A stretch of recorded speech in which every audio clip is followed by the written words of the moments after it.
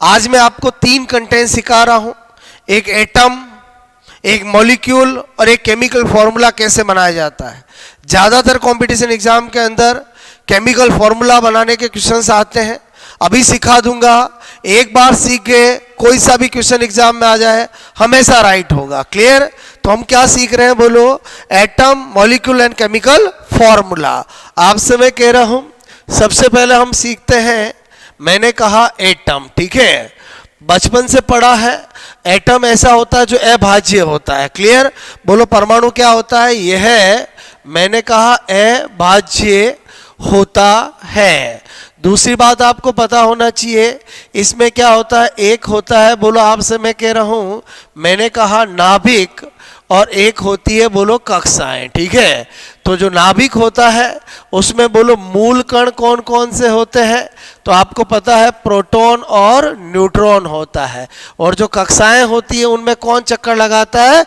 Electron. तो इसका मतलब हुआ सबसे पहले हमें पता होना चाहिए परमाणु के मूल कण। आपसे मैं कह रहा हूं फंडामेंटल पार्टिकल ऑफ एटम। सबसे पहले फंडामेंटल, आपसे मैं करूं पार्टिकल, ठीक है, पार्टिकल ऑफ एटम, इसका आपको नॉलेज होना चाहिए।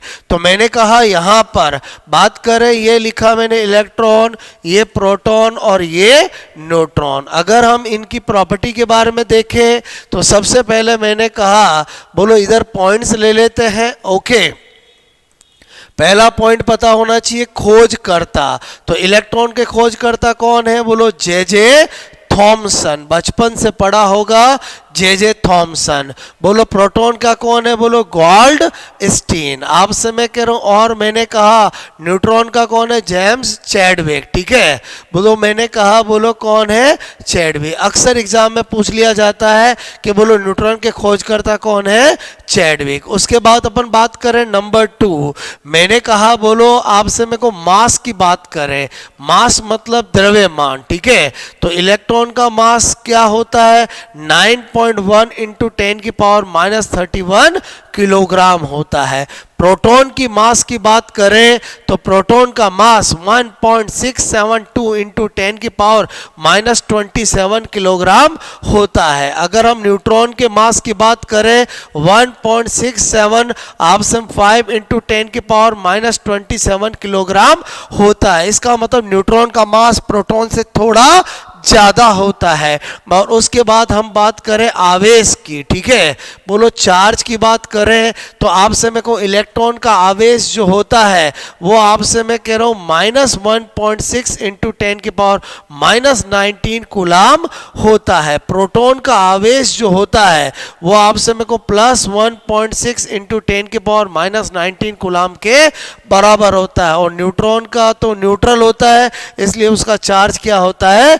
0। क्लियर? तो आपसे मेरे को सबसे पहले आपको ये बेसिक फंडामेंटल की बात पता होनी चाहिए। उसके बाद आपको पता होना चाहिए कि कोई भी एटम मिलता है, कोई भी आयन मिलता है, उसमें इलेक्ट्रॉन, प्रोटॉन, न्यूट्रॉन की संख्या निकालनी आनी चाहिए। तो क्या सिखा रहा हूं बेसिक में? प्रोटॉन, इलेक्ट्रॉन एंड न्यूट्रॉन की संख्या। क्लियर? तो मैंने कहा आपको क्या आनी चाहिए? Determination of electron, proton, neutron number. तो इसमें 2 केस करते हैं। यदि मैंने कहा क्या हो? बोलो परमाणु, आपसे मैं कह रहा हूं बोलो तत्व क्या हो? बोलो उदासीन हो। ठीक है? क्या हो? उदासीन। तो मेरे कहने का मतलब है कोई भी आपको इस तरह से रिप्रेजेंटेशन दिया जाए तो ये जो यहां लिखते हैं वो क्या होता है? परमाणु क्रमांक होता है। ठीक है? मतलब एटॉमिक नंबर को शो करता है। बात समझ में आए? और मैंने कहा यहां जो लिखते हैं वो क्या होता है? बोलो द्रव्यमान संख्या। ठीक है? द्रव्यमान संख्या मतलब मास नंबर को शो करता है, मास नंबर। क्लियर? और मैंने कहा यहां ये जो होता है वो क्या होता है? बोलो आपसे परमाणु या बोलो आपसे मेरे को तत्व, एलिमेंट होता है। तो मेरे कहने का मतलब जब परमाणु उदासीन होता है तो आपको नंबर ऑफ, अगर प्रोटॉन निकालना है तो जेड के इक्वल होगा। बोलो नंबर ऑफ आपसे न्यूट्रॉन निकालना तो ए माइनस जेड के इक्वल होगा।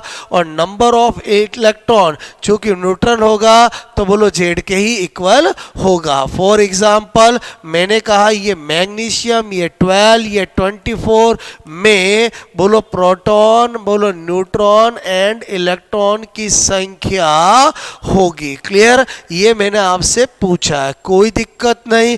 मुझे इससे देख के पता चला जेड कितना है 12 है, ए कितना है 24 है, ये दिया हुआ होता है। मुझे निकालना है प्रोटॉन, तो प्रोटॉन तो जेड के इक्वल मतलब 12 होगा। मुझे निकालना है न्यूट्रॉन, तो ए माइनस जेड करूं तो 24 माइनस 12 करूंगा तो कितना होगा 12 होगा। मैंने कहा हमें निकालना इलेक्ट्रॉन, तो बोलो भी किसी न्यूट्रल है इसीलिए क्योंकि उसमें प्रोटॉन और न्यूट्रॉन इलेक्ट्रॉन की संख्या समान है। क्लियर? आई होप आपको केस पर समझ में आया होगा। केस सेकंड की बात करें आपसे मैं को यदि बोलो आयनित हो। क्लियर?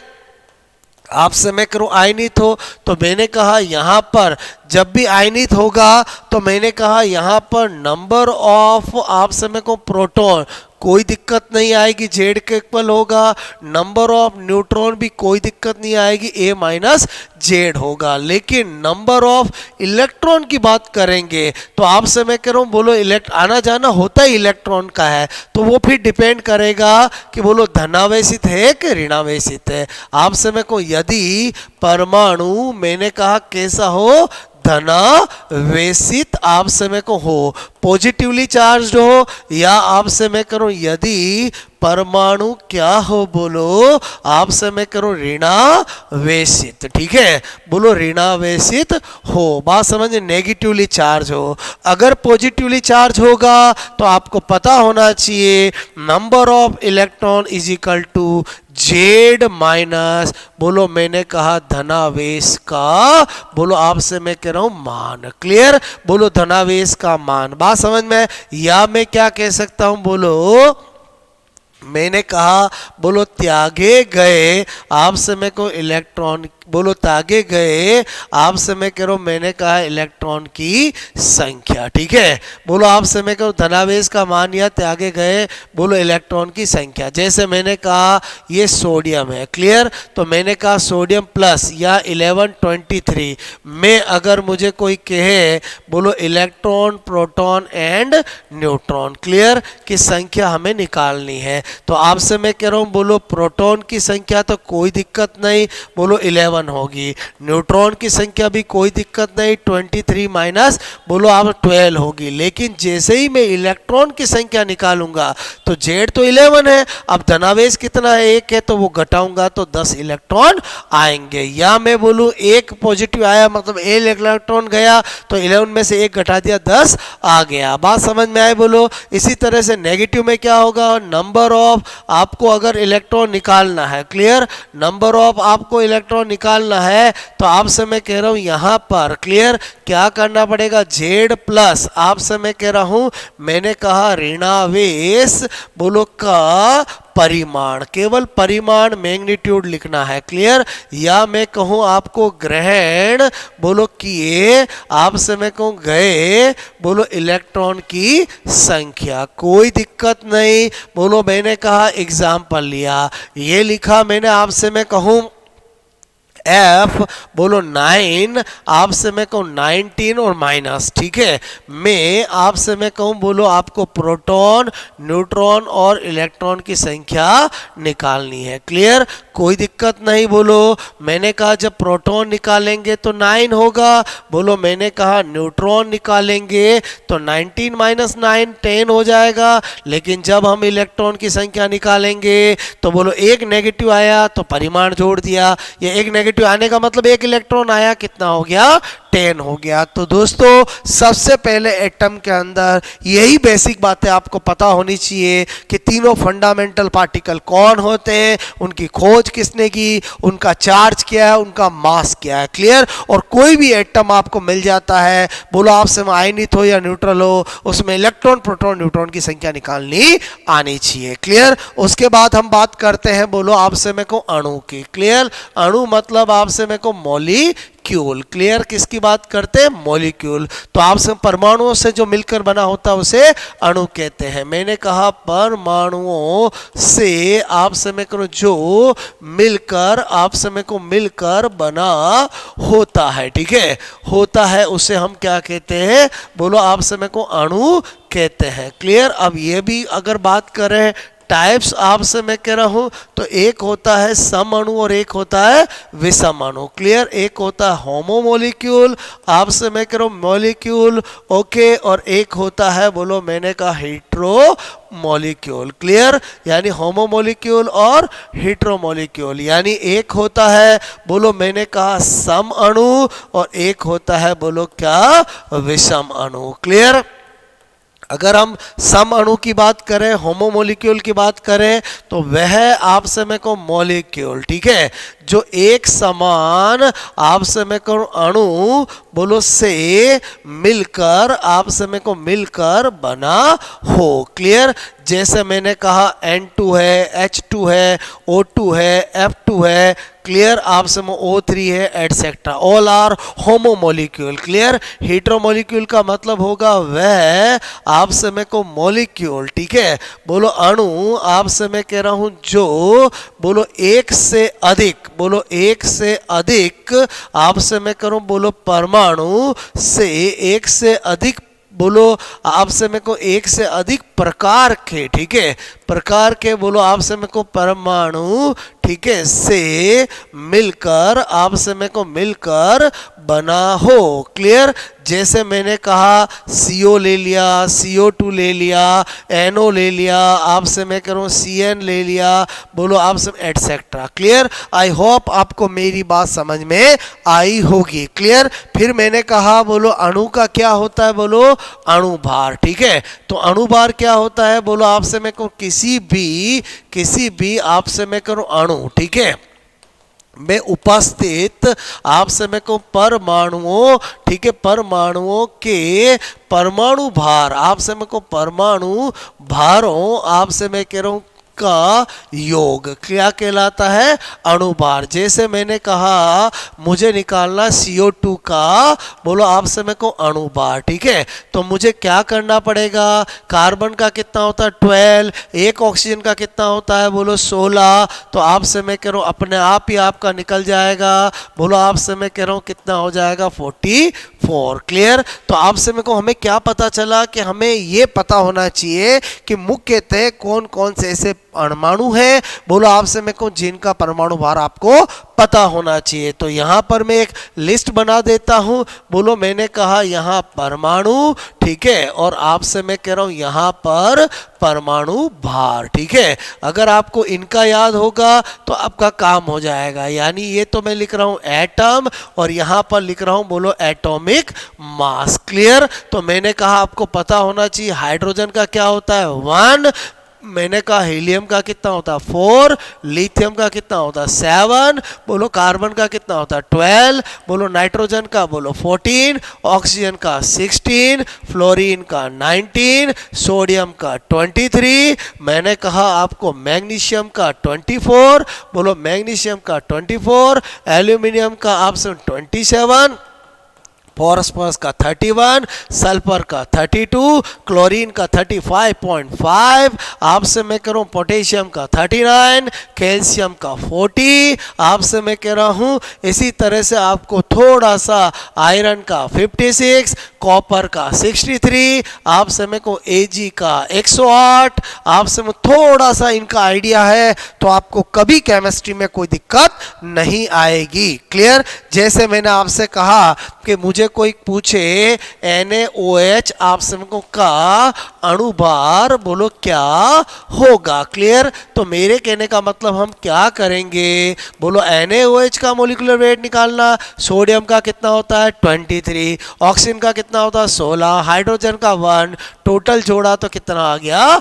40। बात समझ में आई? तो आई थिंक आपको अणु वाला फंडा भी समझ में आया होगा। अब आपको वेरी इंपॉर्टेंट हमारा है बोलो रासायनिक सूत्र, बिकॉज 3 चीजें सिखाने का सोचा हमने, बोलो आपसे केमिकल फॉर्मूला, और ये बड़ा इंपॉर्टेंट है बिकॉज आपसे मेरे को इससे क्वेश्चन एग्जाम में आते हैं। क्लियर? Very very important. तो आपसे मेरे को इसमें दोस्तों आपको अगर 2 पॉइंट पता है, वो पता है तो आपका काम हो जाएगा। सबसे पहला तो क्या आपको पता होना चाहिए, आपसे मैं करूं आयनों के प्रकार। क्लियर? बोलो आपसे मेरे को एक होता है मोनो, आपसे मेरे को वैलेंट आयंस। क्लियर? बोलो आपसे मेरे को एक होता है बाईवैलेंट, आपसे मैं करूं आयंस। क्लियर? एक होता है ट्राईवैलेंट, आपसे मेरे को आयन। ठीक है? Trivalent ions. ठीक है? मतलब आपसे मेरे को एक संयोजी, ठीक है, ऐसे आयंस जिन पे क्या होता है एक चार्ज होता है, एक संयोजी। क्लियर? बोलो मैंने कहा द्विसंयोजी। क्लियर? और यहां पर क्या बता रहा हूं मैं, बोलो त्रिसंयोजी। बात समझ में आई? ओके, जैसे मैंने कहा यहां पर मैं लिखता हूं, बोलो Na+ लिखूं, K+ लिखूं, NH4+ लिखूं, Cl- लिखूं, Br- लिखूं, NO3- लिखूं, आपसे CO3- लिखूं। Clear? All are monovalent ion, चाहे प्लस आपसे मैं करूं हो या माइनस हो। अगर बाईवेलेंट की बात करूं, कैल्शियम+2 लिखूं जिस पे 2 चार्ज हो, Mg+2 लिखूं, SO4- लिखूं, CO3- लिखूं। क्लियर? बात समझ रहे हो मेरी? ओके, जिन पे क्या हो 2 चार्ज हो। क्लियर? बाईवेलेंट बोलते हैं उनको। आपसे मैं कह रहा हूं इसी तरह से, बोलो मैंने कहा यहां पर बोलो बेरियम+2 लिखूं एटसेट्रा। ठीक है? ट्राईवेलेंट का मतलब है एल्यूमिनियम+3 लिखूं, Fe+3 लिखूं, आपसे मैं को ऐसे PO4- लिखूं। बोलो मैंने कहा यहां लिखना चाहूं O-2 लिखूं, S-2 लिखूं एटसेट्रा। क्लियर? तो एक तो आपको ये फंडा पता होना चाहिए कि आयन या तो मोनोवेलेंट टाइप के होते हैं, या बाईवेलेंट टाइप के होते हैं, या ट्राईवेलेंट टाइप के होते हैं, या तो एक संयोजी होते हैं, या द्विसंयोजी होते हैं, या त्रिसंयोजी होते हैं। बात समझ लो ना? यानी एक संयोजी का मतलब जिन पे चार्ज क्या हो सिंगल हो, चाहे पॉजिटिव हो या नेगेटिव हो। बाईवेलेंट का मतलब जिन पे चार्ज क्या हो 2 हो, चाहे पॉजिटिव हो या नेगेटिव हो। और ट्राईवेलेंट का मतलब जिन पे चार्ज क्या हो 3 हो। क्लियर? उसके अलावा दूसरा स्पेशल नोट क्या पता होना चाहिए, बोलो मैंने कहा कुछ महत्वपूर्ण आपसे मेरे को आयन, ठीक है, और मैंने कहा उनका बोलो सामान्य नाम। ठीक है? सामान्य आपसे मेरे को नाम आपको पता होना चाहिए। जैसे मैंने लिखा SO4- तो इसको क्या कहते हैं, बोलो सल्फेट आयन। ठीक है? क्या कहते हैं? Sulphate ion. बात समझ में आए?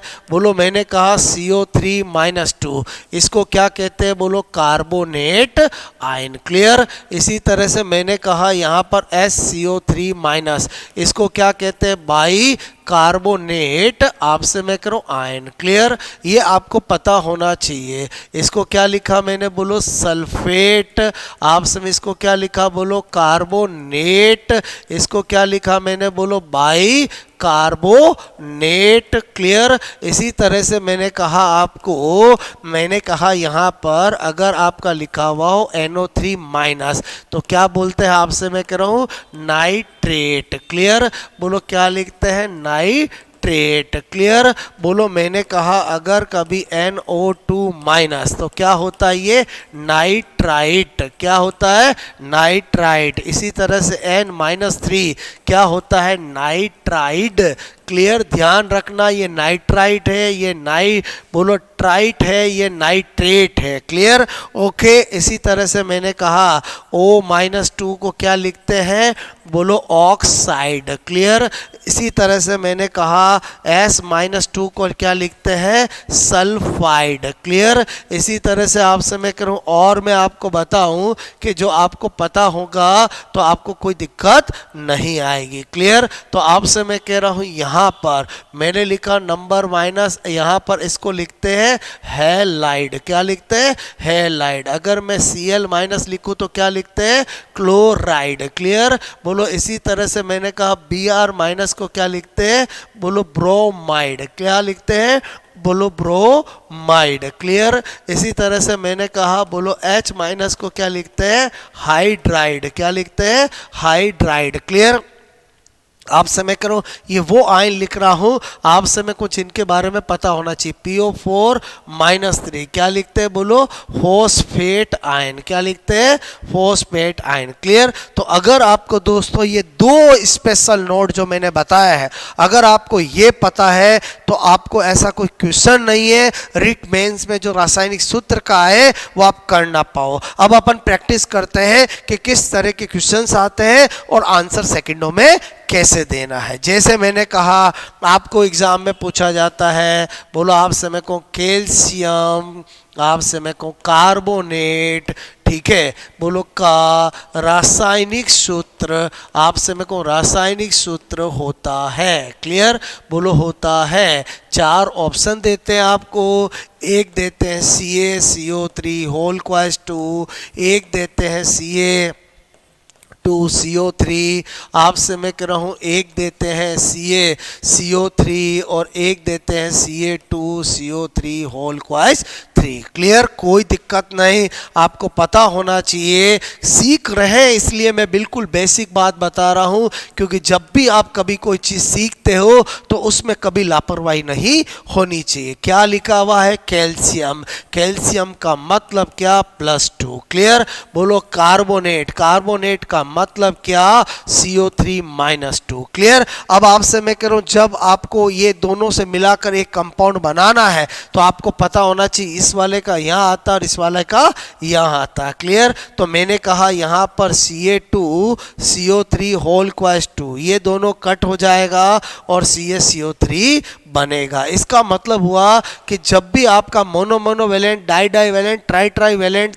बोलो होगा तो हमेशा AB टाइप का कंपाउंड बनेगा। यहाँ पर दो, यहाँ पर +1, यहाँ पर -1 तो भी AB टाइप का बनेगा। यहाँ +2 या -2 तो भी AB टाइप का बनेगा। यहाँ +3 -3 बनेगा तो भी AB टाइप का बनेगा। मोनो मोनोवेलेंट हो, बाई बाईवेलेंट हो, ट्राई बाईवेलेंट हो। क्लियर। तो आपसे क्वेश्चन समझ में आया होगा। क्वेश्चन नंबर 2 अगर हम लेते हैं, अगर यही मुझे पूछते कैल्शियम, आपसे मैं करूँ फॉस्फेट, ठीक है, बोलो फॉस्फेट, आपसे मैं कह रहा हूँ क्या देते हैं, बोलो कैल्शियम, आपसे मैं कह रहा हूं कैल्शियम फॉस्फेट, ठीक है, बोलो का आपसे मैं कहूँ रासायनिक सूत्र। क्या पूछते, बोलो रासायनिक आपसे मैं कहूँ सूत्र होता है। क्लियर। कोई दिक्कत नहीं। ऑप्शन देते हमें CaPO4, एक ऑप्शन देते CaPO4 आपसे मैं कहूँ होल क्वाइस 2, एक देते CA3PO4 होल क्वाइस 2 और एक देते CA2PO4 होल क्वाइस 3। क्लियर।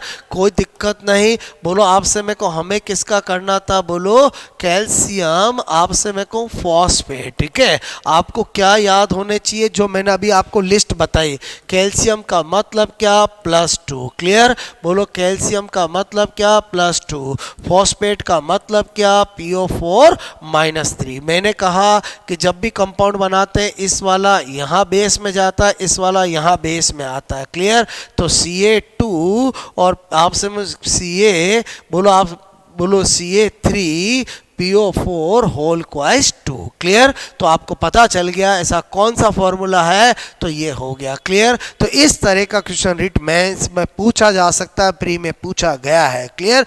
अब अगर हम थोड़ा एक स्टेप एडवांस आगे सोचें कि ये तो सबको आता ही है और इससे क्या क्वेश्चन पूछे जा सकते हैं, तो very important variety question number 3 आपको बोलते हैं कि बोलो आपसे मैं कह रहा हूं M तत्व, आपसे मैं कह रहा हूं का बोलो हैलाइड यौगिक। ठीक है। एक M तत्व का हैलाइड आपसे मैं को यौगिक, ठीक है, यौगिक आपसे मैं को MX2 है। ठीक है। क्या है, बोलो MX2 है।